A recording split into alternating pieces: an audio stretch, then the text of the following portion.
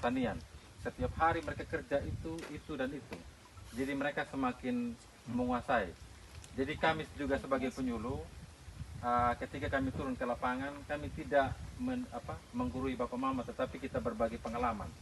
Ada yang pengalaman yang Bapak Mama sudah tahu, yang perlu dibagikan ke kami juga.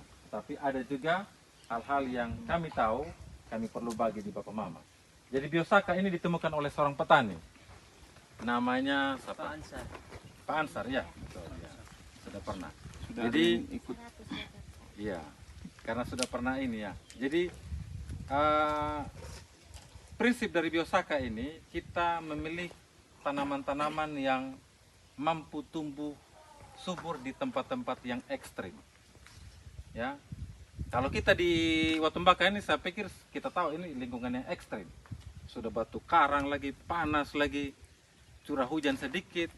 Ya, jadi itu memang sangat mendukung lingkungan yang ekstrim. Tapi di tengah lingkungan yang ekstrim ini, Bapak Mama lihat ada saja tanaman yang bisa hijau. Ya, ini ada beberapa contoh tadi yang saya ambil, seperti asam, dan apa nih? Kehi, nimba, apa lagi? Anonak. Anonak. Ya. Jadi untuk formulasi biosaka ini paling rendah 5 jenis tanaman yang kita pilih. Nah, ada kriteria juga. Jadi harus perhatikan dia punya kondisi fisik itu tanaman. Paling tidak dia punya warna segar, tidak ada cacat, tidak ada lubang-lubang bekas hama, dan dia punya penampilan seragam. Ini saya ada ambil contoh saja, nanti kita praktek. Nah, prinsip dari biosaka ini tidak boleh menggunakan mesin.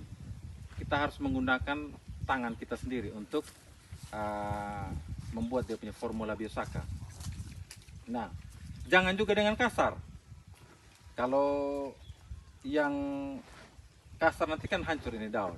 Jadi untuk pembuatan biosaka ini diusahakan kita selembut mungkin. Tapi biasa kalau kita praktek ini kita kasih wanita yang praktek, karena mereka lebih sabar dan lebih lembut. Kalau laki-laki kasar dia dan tidak sabar dia maunya cepat jadi begitu. Kalau bisa secepat mungkin. Kalau wanita dia lebih sabar gitu. Contoh kalau kasih masuk jarum di benang di jarum, nah, biasa kasih wanita. Kalau laki-laki sebentar di supata itu jarum karena tidak masuk. Ya, jadi untuk pembuatan ini biosaka ya lebih bagus wanita karena mereka lebih sabar.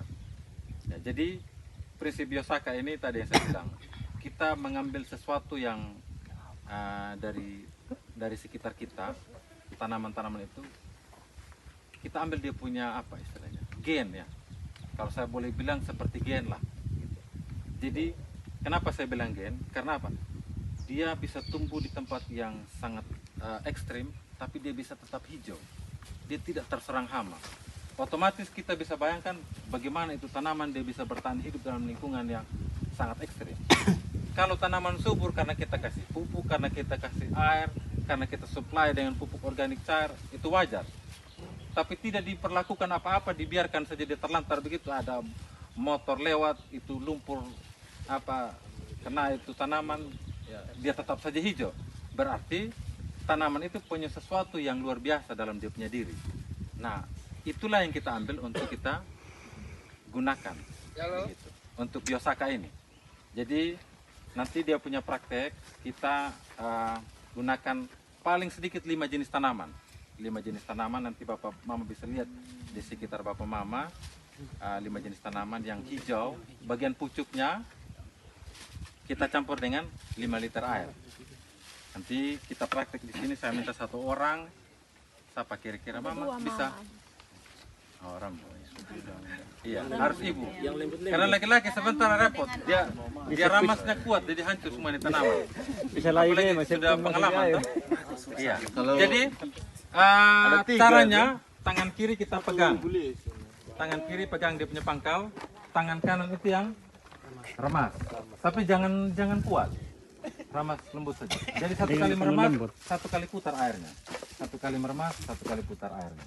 Nanti sampai dia punya air sudah berubah warna dari bening menjadi hijau, itu baru kita katakan jadi. Biasanya 15-20 menit dia punya waktu yang dibutuhkan untuk bisa buat itu larutan jadi homogen. Ya, silakan. Ya, tangan taruh ke dalam. Terus sampai ke dalam. Ya. Tidak boleh angkat tangan. Ya. Ramas, berputar. Putar. Putar begini airnya. Ya, ramas, putar ya. Ya, jadi ini dia punya proses supaya dia punya campuran jadi homogen. Nanti perlu diperhatikan pada saat peremasan ini tangan tidak boleh keluar dari air. Jadi selama peremasan itu tangan di dalam air terus. Putar itu air. Berapa lama, Pak? Berapa lama dia?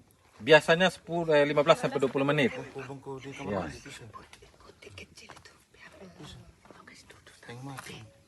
Tadi bagusnya di sini sebenarnya. Ya. Yang putih, kursi yang putih, yang pendek itu. Remas diputar airnya. Searah jarum jam. 15 sampai 20 menit. Lumayan. Ya. Lumayan. Tapi kalau dia punya bisa lebih cepat, kalau dia punya campuran sudah mulai hijau, sudah berwarna, berarti sudah bisa. Tidak harus menunggu sampai 15 menit. Jangan kucek sama dia. Ya. Makanya disuruh dia hancur kalau terlalu Ya, panas. jadi ini aplikasinya untuk tanaman. Nah, kalau Bapak Mama biasa semprot tanaman, semprot untuk obat, untuk pupuk itu kan semprotnya langsung di dia punya daun